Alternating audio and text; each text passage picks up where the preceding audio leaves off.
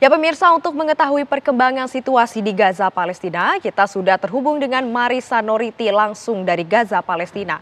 Selamat malam waktu Jakarta, Marisa. Silakan dengan laporan Anda.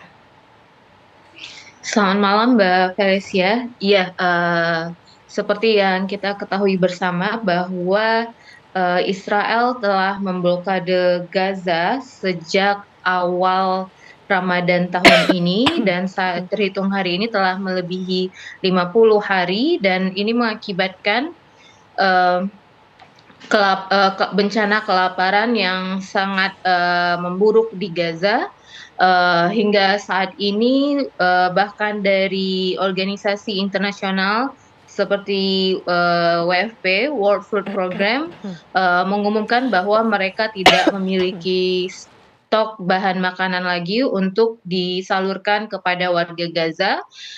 Dan berdasarkan informasi yang saya dapatkan di lapangan juga, saat ini warga Gaza sudah kesulitan untuk mendapatkan bahan kebutuhan pokok seperti tepung yang merupakan kebutuhan pokok warga Gaza untuk membuat roti sebagai makanan sehari-hari mereka. Dan dilaporkan juga satu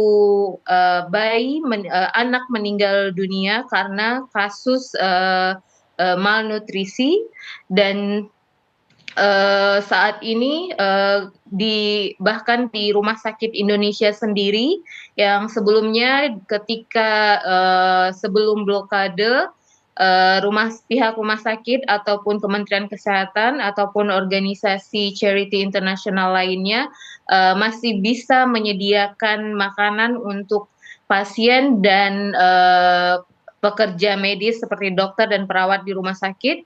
Akan tetapi untuk saat ini mereka tidak lagi bisa menyediakan makanan setiap hari. Jadi bisa dibilang ada dalam satu hari mereka bisa mendapatkan makanan untuk pasien dan pekerja medis. Dan di hari berikutnya terjadi juga tidak ada satupun makanan yang bisa mereka dapatkan. Dan penyerangan juga masih terus berlangsung. Hari ini di penyerangan di Gaza City dan di area Khan Yunis telah mengakibatkan total 32 warga Gaza dibunuh oleh penjajah Israel dan 56 lainnya luka parah. Begitu Mbak Felicia. Ya Marisa, selain tepung, ini ada bahan makanan apa lagi yang memang dibutuhkan oleh warga Gaza saat ini? Ya, yang sangat dibutuhkan tentunya sumber protein yang juga langka saat ini. Bahkan sejak di bulan Ramadan, warga Gaza sudah tidak mengkonsumsi protein lagi. Saat ini mereka hanya mendapatkan sumber bahan makanan dari sedikit area pertanian yang masih tersisa, yang masih bisa menghasilkan sayur-sayuran di daerah selatan, yang juga dikirim ke utara, dan itu harganya juga sangat mahal dan susah untuk dijangkau oleh masyarakat Gaza pada umumnya karena mereka sudah tidak memiliki penghasilan untuk saat ini. Dan bisa saya infokan juga blokade ini tidak hanya berdampak kepada kelaparan, tetapi juga ancaman terhadap wabah polio karena seharusnya per awal bulan April kemarin adalah jadwal vaksinasi polio yang ketiga kalinya, dan jika ini tidak terlaksana atau bisa saya perkirakan saat ini sudah melewati jadwal seharusnya dan mengakibatkan 600 bayi di Gaza berisiko mengalami lumpuh.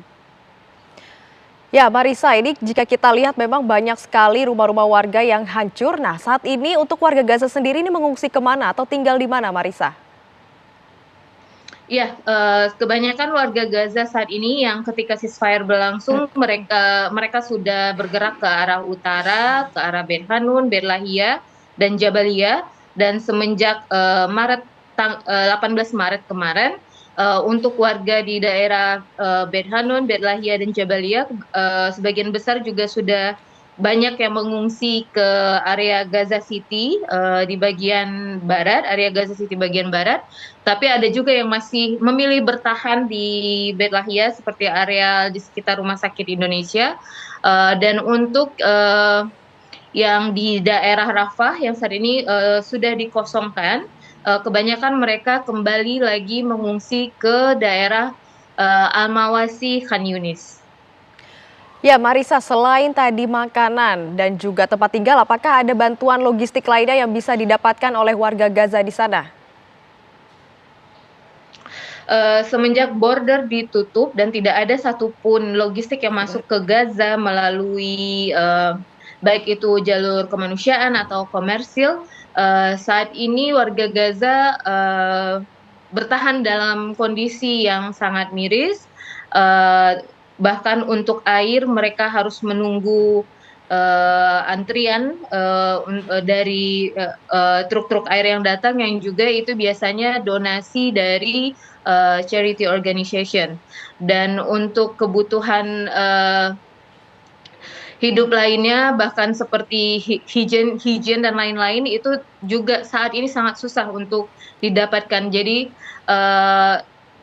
ini bukan pertama kalinya blokade terhadap Gaza, dan sudah seharusnya dunia internasional dan pemerintah Indonesia memberikan tekanan kepada Israel agar border dibuka dan truk bantuan yang saat ini ribuan truk yang mengantri di luar bisa masuk ke Gaza untuk menyalurkan bantuan kemanusiaan bagi warga Gaza Palestina. Ya, Marisa, apakah ada kepastian mengenai kapan bantuan tersebut ini bisa masuk ke Gaza dan juga didistribusikan langsung ke warga Gaza?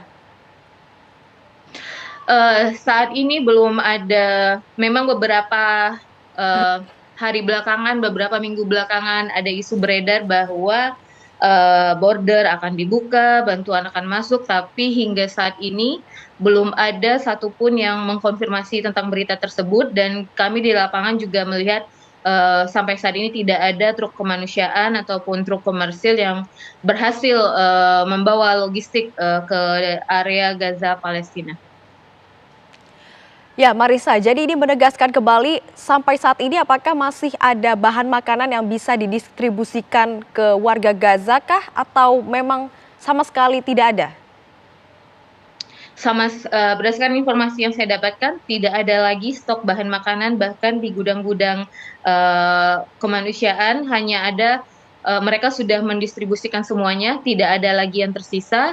Saat ini warga Gaza bertahan dengan sisa makanan terakhir yang mereka miliki, dan hasil pertanian yang sangat terbatas yang masih bisa mereka dapatkan dengan harga yang juga sangat mahal. Baik, Marisa Noriti melaporkan langsung dari Gaza, Palestina. Terima kasih dan hati-hati di sana, Marisa.